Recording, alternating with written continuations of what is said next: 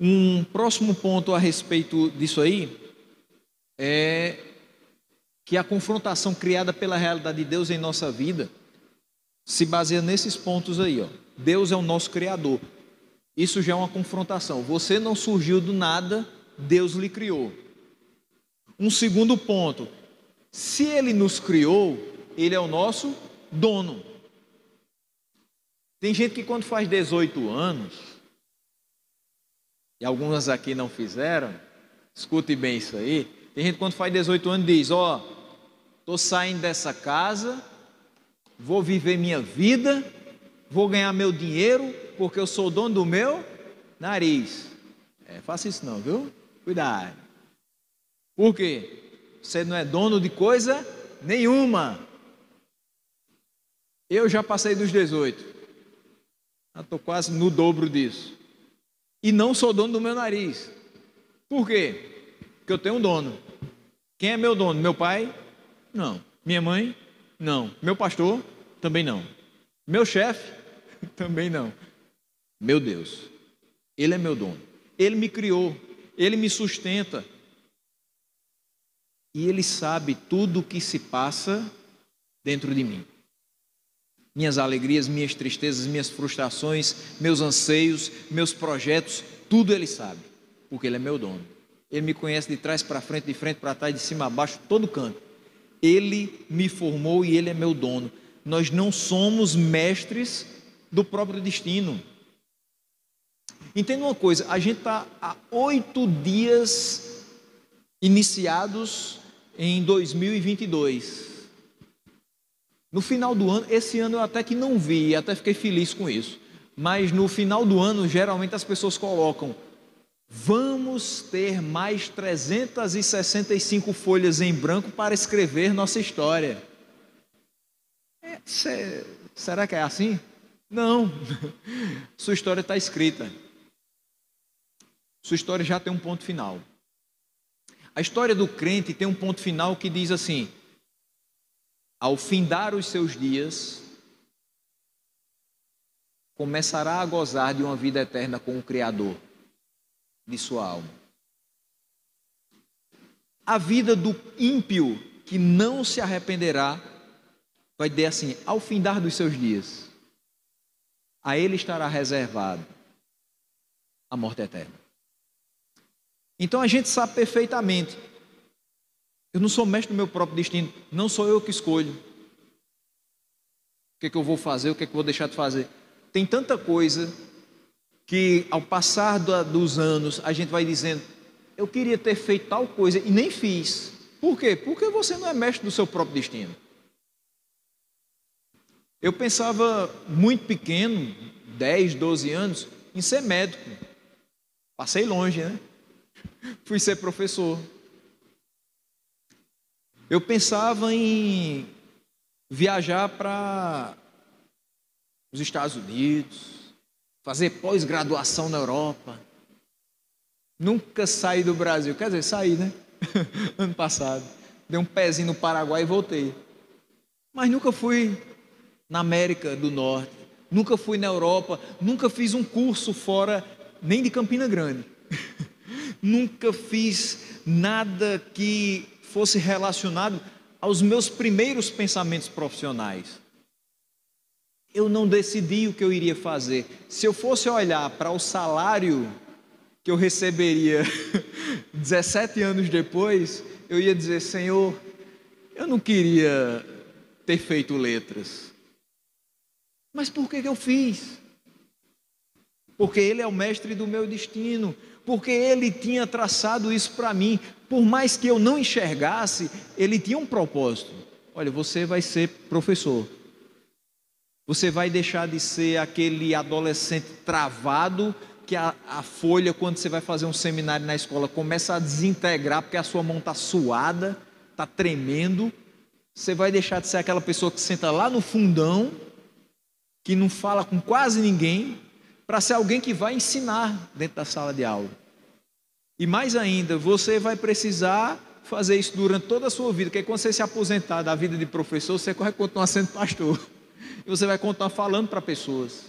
E você precisa fazer isso de uma forma desenvolta, o adolescente Jorge nunca estaria aqui.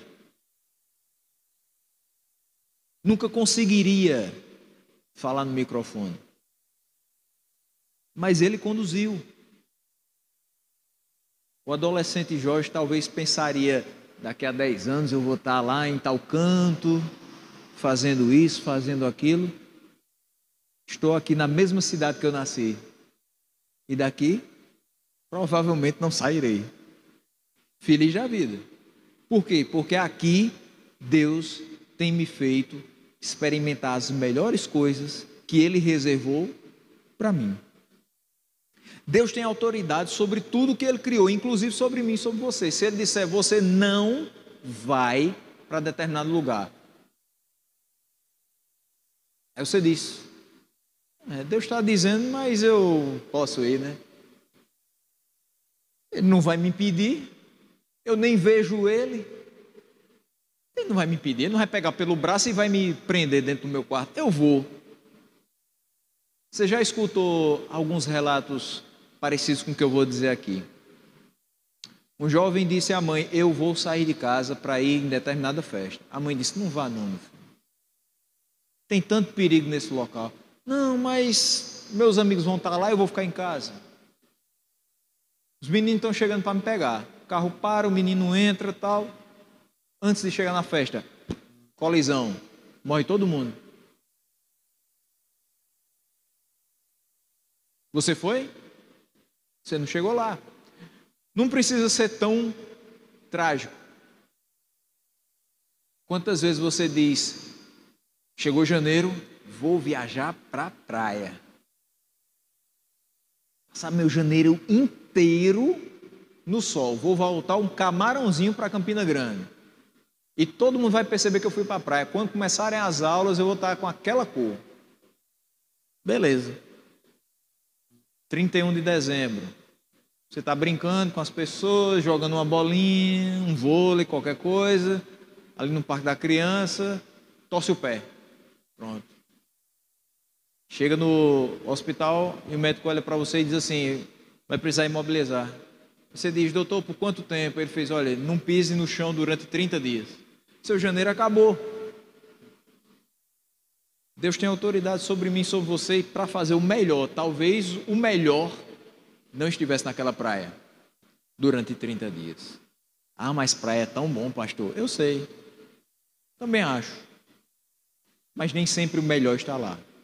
Nem sempre o melhor está onde a gente acha que é bom.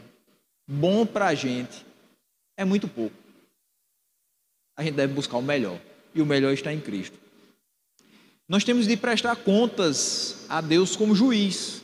Nós precisamos desesperadamente da sua graça. Tudo que eu faço aqui, um dia Ele vai me pedir contas. O texto de Eclesiastes é muito forte. Ele diz: faça tudo o que o seu coração desejar. Tudo que você achar que é bom, tudo que você achar que é importante para a sua vida, faça. Viva livremente o seu caminho. Mas entenda que no fim de todas as coisas, Deus te pedirá contas de cada uma dessas coisas. Você vai chegar perto dele e ele vai dizer: por que você fez isso? Minha palavra não tinha isso. Por que você fez? Você não conhecia minha palavra? Você não escutou as orientações de tantas pessoas? A gente vai ter que prestar contas. E a gente, sem Cristo na nossa vida, tem o que apresentar diante de Deus? Eu posso chegar para Ele e dizer assim: ó, estão aqui minhas obras, me salva? Não dá. Por isso que nós precisamos desesperadamente da graça. A maior graça que a gente podia receber, o envio de Cristo. Se não fosse por Ele, a gente não teria de forma alguma resposta para dar no dia final. Terceiro ponto é a nossa reação natural a Deus. O que é que o homem natural responde quando ele vê assim: Deus é criador, é nosso dono, é o mestre do nosso destino, a gente tem que prestar contas a Ele e a gente precisa desesperadamente da graça. Primeira coisa, Gênesis 2, 16 e 17 vai nos mostrar algo muito, muito importante. Vamos lá para Gênesis 2, 16 e 17. A gente está já indo para o finalzinho. Ele diz o seguinte, ó: e o Senhor Deus ordenou ao homem: coma livremente de qualquer árvore do jardim, mas não coma da árvore do conhecimento do bem e do mal, porque no dia em que dela comer, certamente você morrerá. Aqui Deus vai nos mostrar algumas questões. A primeira delas, bondade, porque Ele ordenou ao homem que comesse livremente de qualquer árvore do jardim. Deus é tão bom que preparou um jardim para que o homem ali estivesse, administrasse aquele jardim e comesse de qualquer uma daquelas árvores, com exceção daquela que Ele ordenou que não comesse. Mas Ele é bom. Ele é justo. Por quê? Porque Ele diz exatamente o que se deve fazer. Ele aponta o caminho, Ele exorta o homem para que caminho ele deve seguir. Então Ele é justo, Ele não vai condenar o homem sem que o homem saiba em que errou. Se o homem comer, ele certamente morrerá. Como é que ele sabe disso? Porque o próprio Deus falou. Mas Ele é gracioso. Por quê? Porque apesar de existir uma proibição, existe todo o restante do jardim para que ele desfrute. Existem coisas na nossa vida que precisam ser abolidas, que são de fato proibidas, segundo a palavra de Deus. Mas existem tantas outras coisas que a gente pode desfrutar que isso não vai nos fazer falta. Não deve fazer falta. Mas aí existe uma resposta do homem a Deus. E qual é a resposta do homem a Deus? Bem pertinho aí de onde a gente está, no capítulo 3, versículo 1 diz assim: ora, a serpente era o mais astuto de todos os animais selvagens que o Senhor Deus tinha feito. E ela perguntou à mulher: foi isso mesmo que Deus disse? Não comam de nenhum fruto das árvores do jardim? Olha a pergunta da serpente: não comam de nenhum. Então a serpente já colocou generalizando. Pergunta. Aí a mulher responde: podemos comer do fruto das árvores do jardim, mas Deus disse: não comam do fruto da árvore que está no meio do jardim, nem toquem nele, do contrário vocês morrerão. Então a mulher diz à serpente exatamente o que Deus havia estabelecido. Aí a serpente diz: certamente não morrerão. O que a serpente está dizendo aqui agora? Deus é mentiroso. Ele disse à mulher e disse ao homem: se vocês comerem, certamente morrerão. E ela diz: não, certamente não morrerão. O versículo 5 é o pior deles, que diz: Deus sabe que no dia em que dele comerem, seus olhos se abrirão e vocês, como Deus, serão conhecedores do bem e do mal. Veja a questão. Tudo começou com um questionamento. Nós podemos ser questionadores na nossa vida? Sim, nós devemos nos colocar criticamente, ser questionadores em várias situações. Mas com relação à palavra de Deus, colocar em xeque a palavra de Deus é pedir a perdição para a nossa própria vida. É trazer para a nossa vida dúvidas que, depois de fixadas, dificilmente serão solucionadas ou retiradas do nosso coração. E quando a serpente começa a questionar a autoridade de Deus, questionar a palavra de Deus, coloca uma semente de dúvida no coração da mulher. Mas essa semente não simplesmente foi plantada, ela germina. E a mulher começa a questionar. Deus não quer que a gente seja conhecedor do bem e do mal. O conhecer aqui não é simplesmente saber o que é bom ou o que é ruim. É determinar o que é bom e o que é ruim. Quem pode determinar o que é bom e o que é ruim na nossa vida? Deus. Através da sua palavra a gente sabe o que é bom e o que é ruim. Mas quando eu questiono a autoridade de Deus na minha vida, eu estou dizendo o seguinte: igual esse texto, certamente não é o que Deus diz. Eu posso determinar o que é bom para mim e o que não é bom para mim. Questionando o que Deus me disse para fazer, eu descredencio Ele como condutor da minha vida e me coloco nessa posição. Eu não olho mais para as palavras dele, para as ordens dele, e agora eu sou o condutor do meu destino. Eu decido, eu penso, eu avalio, eu classifico. O homem é estável nos seus pensamentos? Não. O homem é totalmente instável. O humor da gente varia de acordo com a chuva ou o sol durante o dia. Às vezes, coisas tão simples como um copo que quebra fazem com que a gente perca o dia. E pessoas com humor instável, pessoas com instabilidade nos pensamentos podem classificar o que é bom ou o que é ruim? Não. Porque aquilo que é bom hoje, talvez eu julgue que não é bom amanhã. E aquilo que não é bom hoje, talvez amanhã para mim seja perfeito. Esse é o grande problema. E é isso que a gente está vendo lá fora. E às vezes, também dentro. Coisas que não eram aceitáveis à luz do Evangelho há 30, 40, 50 anos, continuam não sendo aceitáveis hoje. Mas o homem que questiona Deus, como Eva e como a serpente questionaram, ele diz: isso é coisa do passado, isso é coisa daquela época, hoje é diferente, eu acho que dá certo, vou fazer. E nisso muitos se perdem. Os questionamentos daqui desse relato são os mesmos que a gente percebe hoje. A Bíblia é a palavra de Deus? Para muita gente não. Questiona a autoridade de Deus, questiona a veracidade da palavra, questionam a autoridade dos apóstolos, questionam a validade de pessoas como os pastores, os missionários, os presbíteros, os diáconos, os obreiros.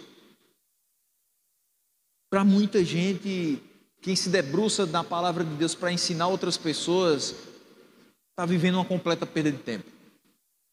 Mas nós não podemos deixar que essa inversão de papéis ocorra na nossa vida. Quem continua comandando, dizendo que é certo e que é errado, continua sendo o Deus que nos criou. As cosmovisões ateias, elas tentam mostrar uma moralidade sem Deus. E o que é uma moralidade sem Deus? É uma moralidade em que não existe certo ou errado. Talvez exista o que você quer fazer, o que você não quer fazer. Existem pessoas que dizem: eu não quero mais viver. Isso, dentro da palavra de Deus, é possível? Eu posso dizer o dia e a hora em que eu gostaria de não mais estar vivendo? Eu posso tirar a minha própria vida? Mesmo que seja talvez algo que pareça que vai acabar com o meu sofrimento depois de anos numa cama de hospital. Eu não tenho esse poder. Mas na moralidade das visões, das cosmovisões ateias, você pode qualquer coisa. Deus não determina o dia que você vai sair dessa terra. Se você está sofrendo, acaba com isso. Vai ser melhor para você e para os seus. A gente aqui no Brasil, graças a Deus, não tem a abertura legal para a eutanásia. Mas em países da Europa é a coisa mais comum nos últimos anos. Pessoas que estão em estado terminal estão simplesmente dizendo: pode desligar o aparelho. Tem gente que na rede social está dizendo assim: a festa da minha partida está marcada para tal dia. Prepara toda uma encenação para aquele dia os parentes se despedem e, como uma coisa extremamente romântica e linda, alguém aplica uma injeção letal e poucos minutos depois aquela pessoa não existe mais. Talvez você já tenha assistido um filme Como Eu Era Antes de Você. Esse filme Como Eu Era Antes de Você romantiza exatamente isso que eu acabei de falar. Uma pessoa que cuida de outra que está não vegetando, mas que tem uma doença degenerativa. E ele sabe que tem poucas chances de melhorar, que talvez a progressão da sua doença o deixe totalmente imóvel. E a pessoa que está cuidando dele é o tempo todo incentivando: viva, tenha a alegria de viver, seja uma pessoa diferente. Tem tantas pessoas que gostam de você, por que você não pensa nelas? E de forma egoísta, de forma centrada em si mesmo, ele decide acabar com a própria vida. E achando que fez a melhor coisa do mundo, deixando um valor para que aquela pessoa que tanto lhe ajudou siga vivendo confortavelmente. As implicações dessa visão de moralidade são as mais danosas possíveis, porque a gente passa a achar normal coisas que não fazem parte da palavra de Deus, simplesmente porque a gente diz: eu não estou prejudicando ninguém, então eu posso fazer. Ninguém vai morrer, ninguém vai chorar, ninguém vai ter seu dinheiro subtraído da sua conta, eu não vou mentir para ninguém, então tudo bem fazer isso. Se alguém for prejudicado, serei eu mesmo e não outra pessoa. Então, a gente não pode viver como se não houvesse consequência dos nossos atos. Esse é o grande ponto. Tudo que a gente faz tem consequência. Se a gente faz de acordo com a palavra de Deus, a consequência é bênção para mim e é bênção para todo mundo que estiver à minha volta. Mas se eu tomo a decisão de viver fora da palavra de Deus, sem considerar aquilo que ela mostra, eu sei que prejuízos não somente me alcançarão, mas alcançarão outras pessoas também. Por último, o pecado do eu. Essa visão acaba fazendo com que você pense mais em si do que na coletividade. Quando a gente é chamado para viver para Deus, a gente é chamado a viver em comunidade. A gente fala aqui direto: meu irmão, não existe algo como você viver a vida cristã fora de uma comunidade. A gente experimentou isso durante a pandemia. Você estava dentro de casa, você ligava o celular, botava no Instagram, eita, começou o culto. Aí aqui dava uma agonia, porque aquela telinha pequena, às vezes caía a transmissão. A internet caía. O celular derrubava, eita, saiu do Instagram da igreja. E você viajava para algum canto, ou você ia para a casa de um parente, e, eita, aqui não tem internet não, mas está na hora do culto da igreja. Eita, hoje eu vou perder o culto porque na casa do meu parente está sem internet. E a gente começou a perceber o quanto esse lugar aqui é importante. Isso aqui não são 4 paredes. É óbvio que quando você olha para isso aqui, você está vendo uma parede, você está vendo uma janela. Mas o significado da nossa reunião é muito maior do que as 4 paredes. O significado da reunião dos santos é pessoas com o mesmo propósito estão juntas para glorificar a Deus.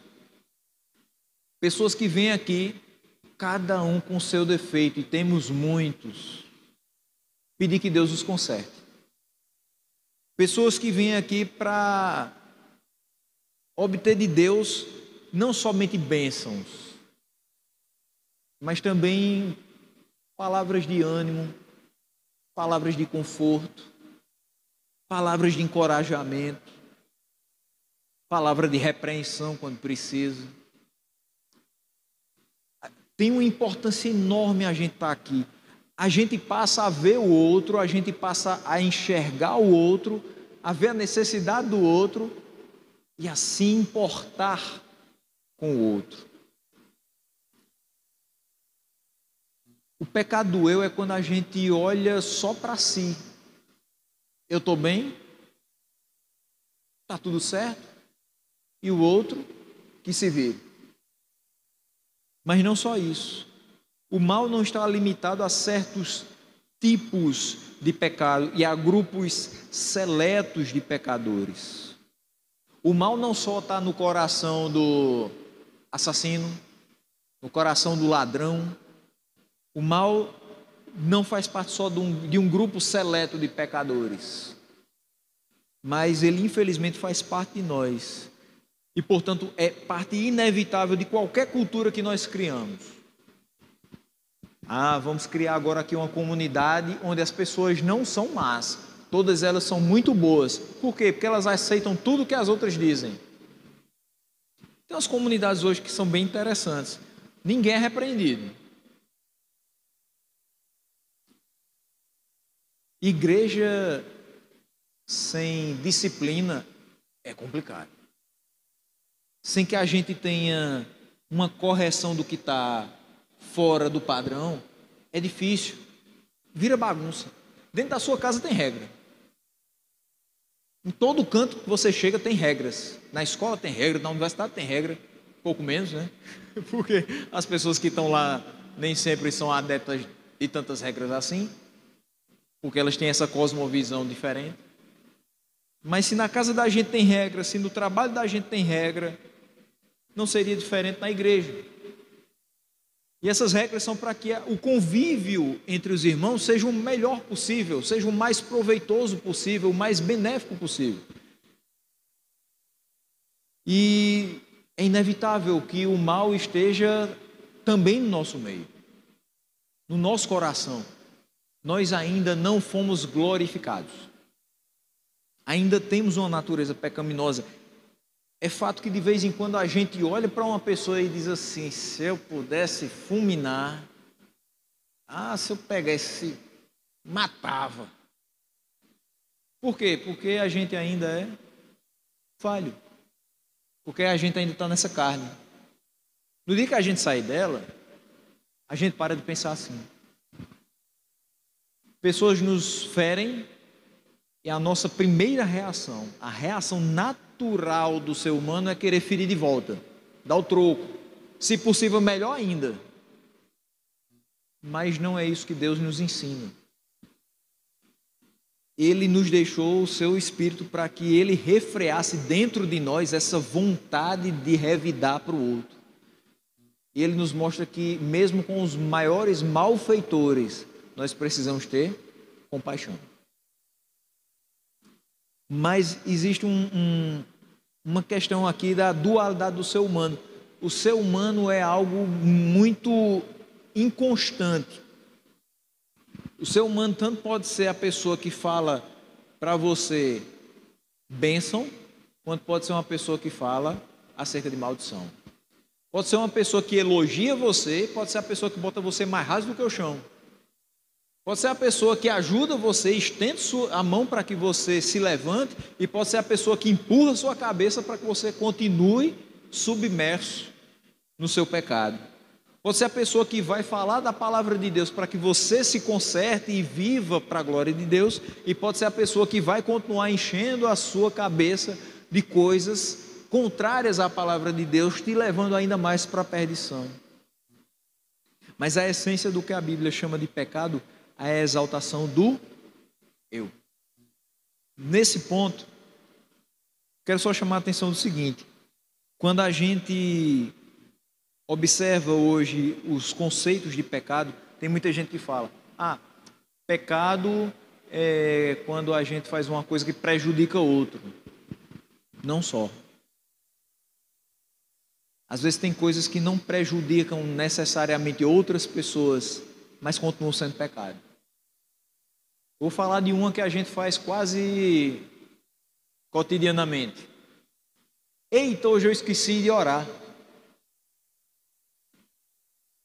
Quando eu esqueço de orar, o que eu fiz? Negligenciei a alimentação da minha alma. Pequei. Quando eu deixei a Bíblia lá na estante da minha casa durante uma semana e só peguei no domingo para vir para a igreja, eu pequei. Quando eu encontrei com aquele meu colega de trabalho, ele estava triste, estava para baixo. Eu não cheguei lá perto dele, botei a mão no ombro dele, falei de Jesus, falei da bondade de Deus, do amor de Deus, que as coisas podem se encaixar na vida dele se ele olhar para Deus e olhar para a palavra de Deus. Eu perdi uma oportunidade, eu pequei. Ninguém morreu, ninguém foi prejudicado necessariamente, mas eu fiz o que eu achava que devia, ou eu deixei de fazer o que eu achava que não deveria. O que a Bíblia chama de pecado é a exaltação do eu me achar autossuficiente, eu agir como se Deus não fosse importante na minha vida, como se eu não precisasse dele. E aí há uma tentativa de eu me livrar dessa culpa. Tem gente que diz, não, mas eu não peco esse tanto não. Tem gente que diz, não, ser humano não é pecador, no máximo de vez em quando ele pisa na bola. Tem várias formas de você suavizar a palavra pecado. Você fala o mal, o erro, o desvio, a pisada na bola. Tem gente que chama de, eu me enganei. Chaves dizia, me escapuliu, mas era pecado do mesmo jeito. E na tentativa de se livrar da culpa, o homem só se afunda ainda mais. Hoje eu escutava uma pessoa, eu gosto muito de escutar, e não se assustem, ele não é crente, ele é muito católico, extremamente católico. Mas eu gosto de escutar justamente para ver as coisas que ele fala e comparar com aquilo que a gente acredita. A visão dele acerca do pecado, a visão dele acerca de quem Deus é, e o quanto às vezes aquele conceito está distante do que a Bíblia nos mostra. Mas hoje, escutando ele, ele falou uma coisa muito interessante. Ele disse assim, quanto menos consciência você tem do pecado, mais você peca. Ou seja, quanto menos consciência você tem de que aquilo está errado, quanto mais aquilo fica normal para você, mais você faz. E isso é uma coisa terrível, porque a distância entre a sobriedade e a moderação e o caráter desenfreado é muito pequeno. Vou dar só um exemplo para a gente fechar aqui. O homem tentando se livrar da culpa diz, mas eu não sou alcoólatra não, eu só bebo socialmente. A pessoa diz, quanto? Não, só uma garrafinha de cerveja para acompanhar o almoço. Com que frequência? Todo dia, né? Todo dia eu almoço, todo dia eu tomo minha cervejinha. Tá. Então, se você faz todo dia, é um hábito. Se é um hábito, esse hábito pode aumentar. Não, mas eu sei me controlar. Tentando se livrar de uma culpa. E daqui a pouco aquela pessoa que apenas para acompanhar o almoço tomava aquele líquido, começa a também fazer isso em outros horários. Eita, sexta-feira, saí da empresa, vamos tomar uma, né? Bora. Agora, todos os dias no almoço e a sexta-feira, o happy hour. Aumentou um pouquinho. Eita, mas meus amigos vão sair também no sábado, ó. Vai ter uma feijoada ali não sei aonde. E depois tem um racha, e depois tem não sei o quê, e tudo isso vai envolvendo alguma coisa, e você diz, um pouquinho não vai ter problema não. Você vai colocando. Daqui a pouco você não está conseguindo viver sem aquilo. Daqui a pouco a latinha ou a garrafinha se transformou numa grade, que você mata numa tarde de sábado. Ninguém começou bebendo o alambique inteiro. Começou com o primeiro gole. Mas a pessoa não crê que é alcoólatra. E ela começa a chegar em casa com o juízo tomado por aquilo, sem os sentidos perfeitos, e bate na esposa. E começa a desprezar os filhos. E começa a tirar o dinheiro que era para a feira de casa para gastar na bebida. E começa a deixar até mesmo de se arrumar para gastar com aquilo. E começa a ser meio que um indigente. Uma pessoa andando por aí descabelada, desgrenhada, suja, porque qualquer valor que ela encontra, ela destina para aquilo ali. Mas ele não acha que é alcoólatra. Sabe onde é que essa pessoa provavelmente vai se encontrar em algum momento? Se ela não reconhecer que ela é alcoólatra? Em qualquer sarjeta dessa daí, qualquer esquina dessa daí, pedindo para pessoas R$ 1 para tomar um copo, alguma coisa. Elas perdem a dignidade, perdem o amor próprio, por conta de tentar se livrar de uma culpa que existia, mas que para ela não era nada demais. E eu quero relacionar isso com a nossa vida. Se eu peco, e eu acho totalmente normal pecar, eu vou continuar pecando. E quanto mais eu peco, mais a minha mente vai ficando cauterizada, acostumada com isso. E quanto mais se peca, menos perto de Deus você está. E quanto mais longe você está de Deus, mais longe você está da sua salvação. Sabe onde é que vai se encontrar esse pecador que nunca se arrepende, que sempre tenta se livrar da sua culpa, que sempre tenta dizer, não, Deus vai me esperar em algum dia da minha vida? Talvez no final da vida ele se encontre no inferno. Nós não podemos exaltar o nosso eu e tentar nos livrar da nossa culpa. Aquele que retira a nossa culpa é Cristo. Aquele que nos salva continua sendo Deus. Não tem outro caminho. Caminho que a cultura propõe para a gente é longe dele. É longe do único que pode realmente nos salvar. Mas a gente tem aprendido a continuar confiando nele, a continuar buscando a ele. E a gente espera que esses estudos venham para reacender isso na gente. Eu continuo precisando de Deus. Eu continuo precisando olhar para a palavra de Deus para que ela guie a minha vida. Eu preciso continuar com a cultura bíblica. Eu preciso me alinhar às palavras que ele deixou. E se for necessário que eu não vou buscar isso, mas se for necessário que eu entre em conflito com a cultura lá fora e com os que a defendem, que assim seja. Eu só não posso me perder no meio disso tudo.